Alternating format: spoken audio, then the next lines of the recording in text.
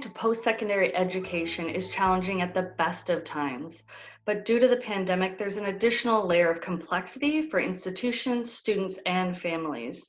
Today, my guests are offering insight into what's happening with post-secondary this fall, along with how parents can support their kids with the transition. Welcome to Beyond the Classroom. I'm your host, Cathy Thompson.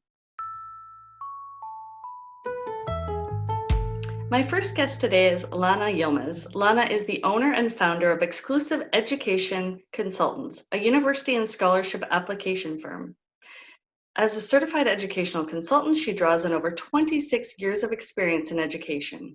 She has visited over 80 universities and colleges and has over 150 successful students getting upwards of $1 million in scholarships.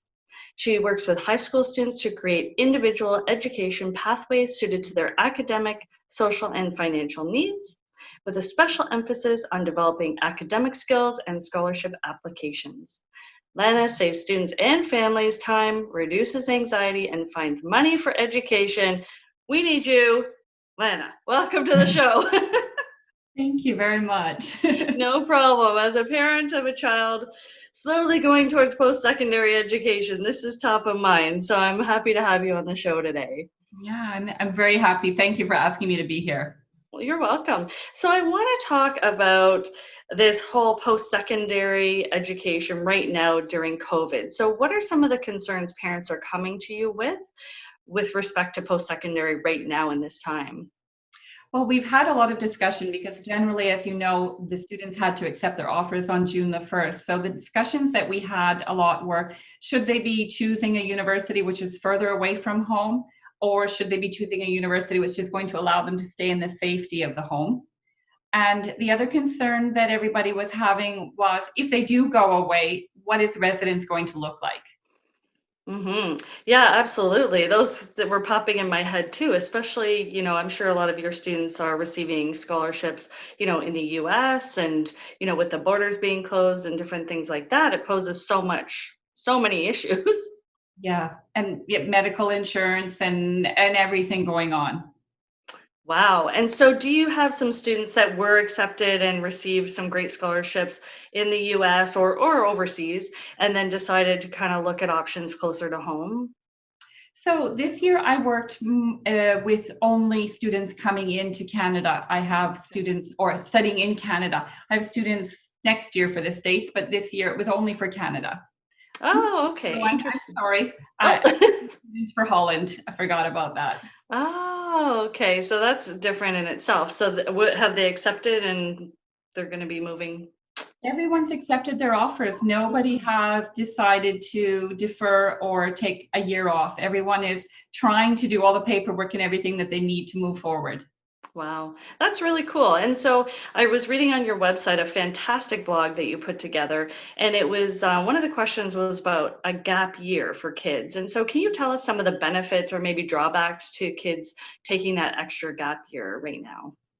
So, first of all, I mean, if they're taking a gap year, I'm assuming that they haven't chosen an offer at a university. So, I think a gap year is an advantage for any student who struggled with online learning Mm, because it looks like this September is going to be a lot more online learning. And your first year university grades are so important. mm. So, for students who struggled with online learning or students who actually don't know why they're going to university, they were just going for the experience. That's a good thing because 12% of students drop out after the first year. So, yeah, the advantage is if you're uncertain, drop out. The disadvantage is if you don't have a plan, you're wasting your time. Mm. So a plan in terms of sort of what you're going to major in, sort of the plan on your path? Yeah, so if you're taking a gap year, you should have a plan about how that year is going to look. What do you Mhm. want to achieve? What are you going to be doing with your time? Are you just going to be sitting at home, falling behind academically? And the other huge concern I have is if they haven't already received an offer and they're deferring it, 2021, I think, is going to be a more competitive admission Mm. year because we're going to have 2021 grads and 2020 grads. So a lot Oh. of schools are looking at what did you do with your time? Yeah, that's a really good point. And that increased competition, looking forward. And it might even trickle up for the next few years in terms of that. more people applying, less spots, more people kind of thing.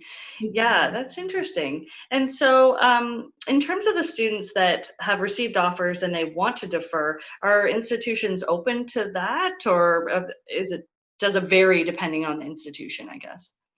Yeah, so it does vary on it from institution to institution because they're actually opening. And so there's no blanket, oh, we're deferring you to the following year. Every school requires you to apply for deferral, and some of them are not as accommodating. So if a student were choosing or thinking about deferring, I would say that they should, number one, do it early so they know whether it's happening or not. Two, if they were offered a scholarship, is it porting? Are they going to get that next year? Mm. Three, if it's being deferred and they were guaranteed residence, are they going to be guaranteed residence next year?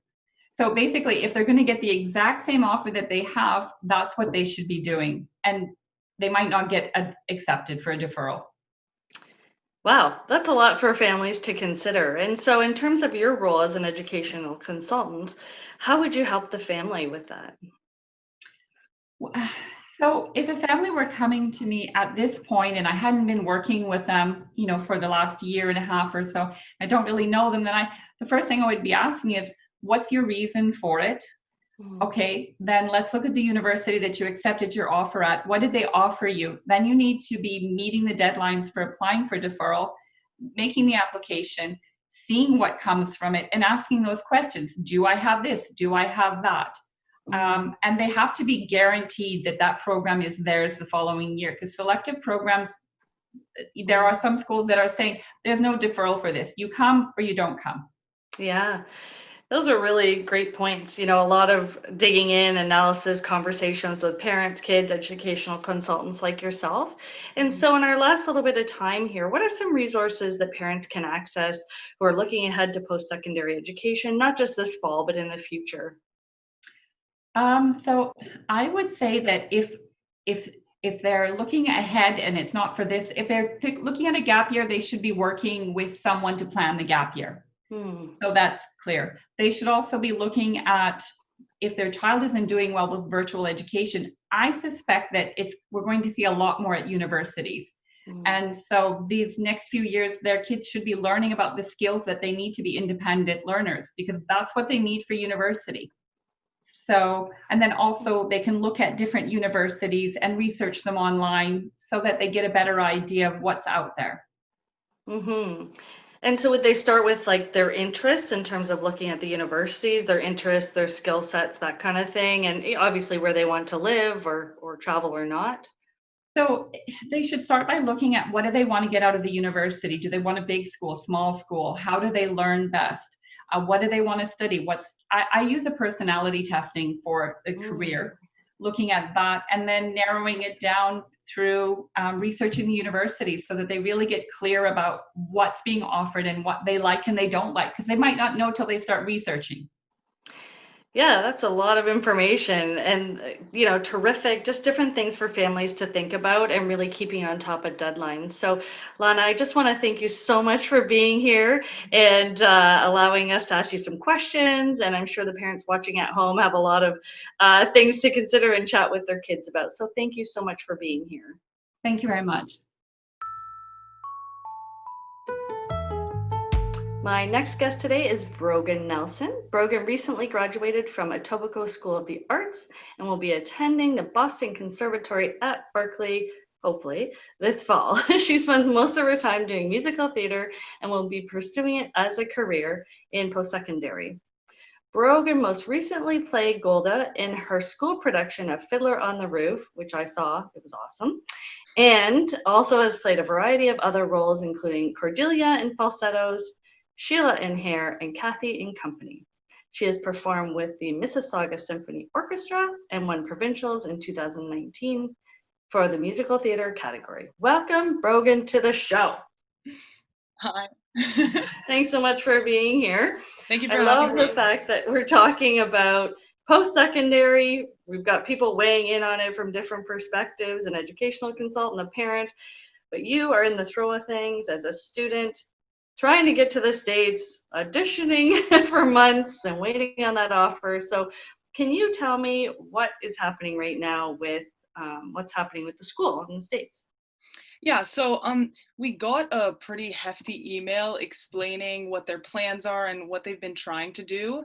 Um, Basically, they said that they're going to follow the government protocol and everything that they're being told, but I have heard that they're really trying their best to get us in Boston. So Mm. that could mean having us in Boston with some courses online and some courses in person, like especially the singing ones, because like apparently we spread it 16 feet when we sing as opposed to 6. So that'll be definitely an obstacle to tackle. But I don't doubt their ability to provide good classes. I've been doing some Zoom classes with the head of dance musical theater, and they've Mm. been really awesome so far. I've honestly seen improvements already. So I think Mm. it's gonna be good no matter what it is. Yeah. And again, to your point about the singing, I mean, a lot of your courses probably revolve around singing and like big voices, right? So that's Yeah. definitely a concern. And it's great that they're actually trying to get you to the school physically instead of just waiting. I think that that makes a really big difference in terms of, acclimatizing to the school and the environment. And so, what about living conditions? Have they said anything about that for residents or? Not yet. We filled out our housing forms a few days ago, and usually we're put in doubles or triples or quads. So I really don't know what they're gonna do about that because we Mm. probably won't be able to live together. So I think they're still trying to figure it out. There's been rumors about maybe putting us in hotels nearby, different solutions like that. Mhm. And so when would you be going? Like ideally, if there was no COVID, when would you be going to school? I believe it's October 31st. Oh, okay. Yeah, Okay. A little while. a So little while. that's good though. Gives you some time to prepare. And so what Yes. advice, I mean, you went through such a grueling audition and interview process to look at different schools. What advice would you give to other students who are looking to pursue education in the US and follow their passions? Mm. So I would say definitely give yourself a lot of time for the applications. Your Canadian friends probably won't even have applications on their radar, but the US deadlines are really soon. They're Mm. like October, November. So pretty much as soon as school starts that year, you got to start working on the applications, which sucks, but it's got to get done. Also, you will be done before your Canadian friends, so that's a bonus. But Mm. you also have to think about SAT prep. So I would say maybe consider even doing it a year before, just in case you don't get the mark you're looking for. Mm. Something else that's really crucial is accepting all of the help that's offered to you or even seeking out different forms of help, because your application, you're really trying to show your best self, put your best foot forward. So double, triple, quadruple check your essays. And I had to do pre-screen videos for music theater, and Mm. a lot of theater majors have to do that as well. So make sure you're getting people to help you with those as well, to make sure they're Mhm. really good videos. There's some websites, one I know really well called MTCA, and Mhm. basically it's like an online audition coach. So they'll Mm. pick repertoire for you, they'll go through your videos, and they'll make sure that you're putting the perfect audition forward. And lastly, my advice is make sure that you're building a connection with the faculty. Mm. I was lucky enough to go to the music theater dance intensive at Boston Conservatory, and it was a really good opportunity for them to see how I work and how I would act in a place with a bunch of other students and the faculty. So that was really nice because sometimes the application doesn't tell you all of those things. So Mm. I think there's different opportunities for people not going into theater as well. Like you can do science intensives and different things like that. I think that's a really good idea. Yeah, I think that's phenomenal. Just the way that you were able to go to those camps and spend that time at the school for you too, to really get to know, is this a place where I want to spend my post-secondary years and have that connection with faculty? And do you think that experience helped you sort of form that bond and even be considered for the school even more because you did spend that time there? And Yes, yeah. 100%. I tend to get really nervous in the audition rooms, and so sometimes like it might go it might not go as well as I was expecting, but knowing that they have seen me grow over a 2-week period and like they've seen me work was really relieving, because like they knew what they were getting into, which was really nice. And it also made my connection to the school like incredible. Like my bond to Boston Conservatory was insane after that program. So it was Wow. really nice. Yeah, I know it was a really big investment for you guys and time, and I'm sure it was very stressful, and but certainly that pays off. And that was between grade 11 and 12, is that right? Hmm. Yeah, so you really have to start thinking maybe even in grade 10 into grade 11 going, okay, grade 11 SATs, what are Hmm. the schools, what should I consider, and things like that. And so before we wrap up, can you suggest some resources for other students or parents, families that they can access that were helpful for you? Yeah, so as I was talking about before, there's the audition coaches. So linked on the website, there's going to be resources for MTCA, which is the one I talked about. There's also my college audition coach. That's another one. And I also have the website, the links to this website, to the music theater dance intensive at BOCO and the music theater acting intensive. Wow. There's also some different resources for SAT prep as well. Khan Academy was really helpful for me. I did all the practice tests and stuff like that. So that was really helpful. Oh, that's awesome. Well, I wish you the best of luck, Brogan. I know it's going to be awesome, whatever form this all Yes. takes. And I really appreciate you sharing all this and being on the show today. You're very welcome. Thank you for having me. My final guest today is Trish Peterson. Trish is an entrepreneur and a mother of 2 children currently in university.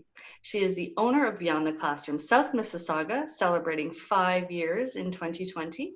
She has coached her children through the transition from high school to post-secondary and learned many lessons along the way.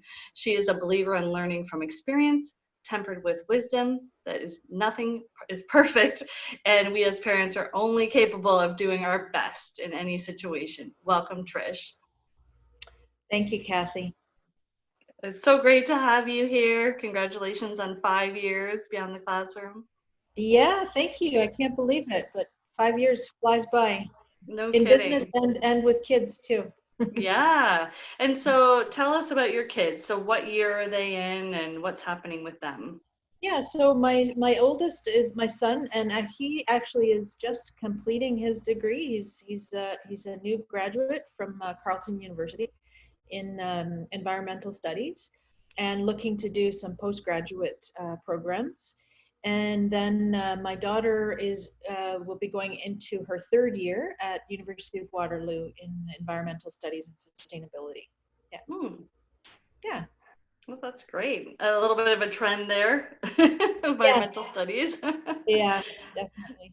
That's good. And so, in terms of going back to school this fall, what are some of the concerns that the kids are talking to you about? Yeah, mostly the idea that now both schools, the programs that my son is looking at as well, have confirmed that all of their classes are going to be delivered online. So for both of my kids, each of their programs are, they do have a good element of hands-on and experiential kind of work and field work and things like that. So there's a question about whether, how are those going to be delivered?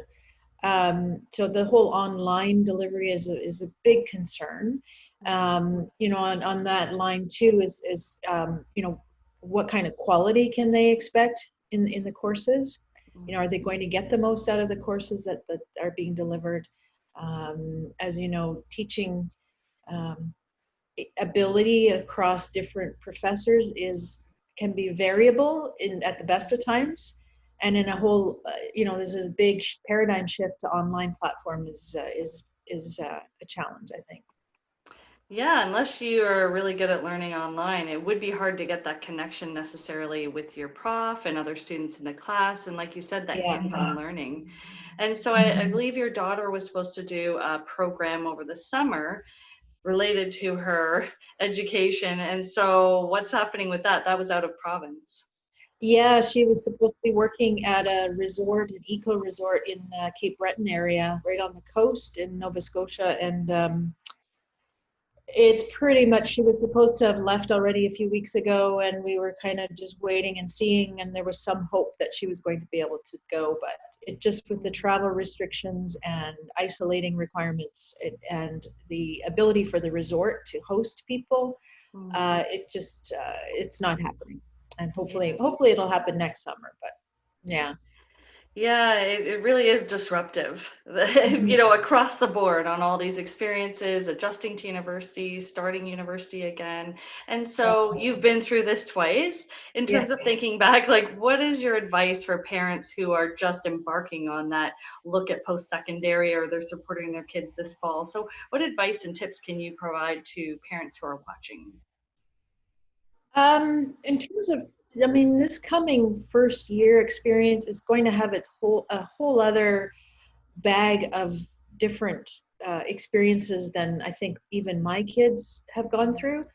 But I would say generally, both of my kids went through first year, in the typical way, having gotten a spot in each of the university's residences, going through that whole experience. And I think for, one piece of advice I'd like to leave is, kids can have, I think most kids have an expectation of how that's going to be. Being away from home for the first time, they're mixing with a whole bunch of other new friends and meeting new people, and it sounds all very exciting. But going along with that is, I think a lot of kids don't consider the fact that they'll be homesick. They'll be in a brand new environment. They can often, even though they're in a big group environment, they can often feel lonely. So I think that in terms of advice, I would just, have those conversations around, it could be very different than what you expect. And it often is very different from what they portray in movies and so on. It could be great, but there may be an opportunity for you for us to talk more about how you're actually feeling. Yeah.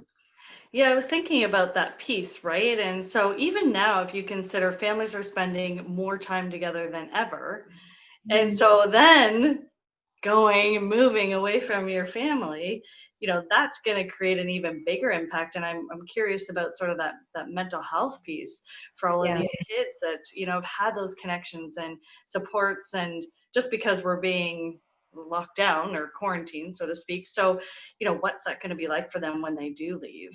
Yeah, for sure. And another piece of advice on that, in that vein, is to really, for yourself as a parent and the child as well, to understand what resources are available to them at the school, through the school, because these days there are a lot of resources that students can access, in terms of mental health support. So really understanding how they can access those resources would be great. Yeah, and a question that I didn't send to you in advance, but is on my mind, is how can parents support themselves as parents through this transition? That's a whole other side of the equation we haven't even talked about today. Yeah, for sure. I mean, yeah, first piece of advice I think would be to keep that to yourself. Not to yourself, but keep that. Don't share that with your children. They're dealing with their own stuff. But yeah, there's a lot. Reach out to family, to professionals, because especially with the first one leaving, it is a big shift, and I think it's important to acknowledge that, because you're moving into a whole other phase of your life, and as a parent. So it's significant. It's a significant change. Yeah. I can only imagine. I'm dreading it. I'm still 2, 3 years away, and I think about it all the time. So I'm trying to My initial approach was just to keep as busy as possible. Just try to work through it. But there comes a time when you have to acknowledge that it's a big shift. You miss your kids. You miss them being teenagers and children. And you're at you're wondering how to best support them in this stage. There's a lot that goes on. Wow. And so in our last minute together, can you suggest some resources for parents that were helpful for you? Um, yeah, there's lots of websites out there that are kind of a good collection of resources for parents. So the couple that I came across that I've referred to in the past are yconic.com Mm, and universitystudy.ca. Yconic is I think a really good resource in terms of looking for information about schools, about programs, also about scholarships. mm, There's a lot of scholarships available, and not apparently a lot of people don't apply for these scholarships. So use those resources to check in to see if there's scholarships that your student could apply for. mhm. Um, and then also the universities that your child ends up choosing. They each typically have resources for parents as well. So there's good stuff there too. That's awesome. Well, thank you so much for being on the show, Trish. I know the perspective as a parent goes a long way with our viewers, so I really appreciate your time today. Thanks, Kathy. I just want to extend a huge thank you to my guests today for their perspective and lived experiences about post-secondary education and helping parents. It really is a challenging time for all students, particularly the ones graduating this year. And I appreciate all the information that was shared today. For more information and resources shared in the program, visit beyondtheclassroom.ca. Thanks for watching.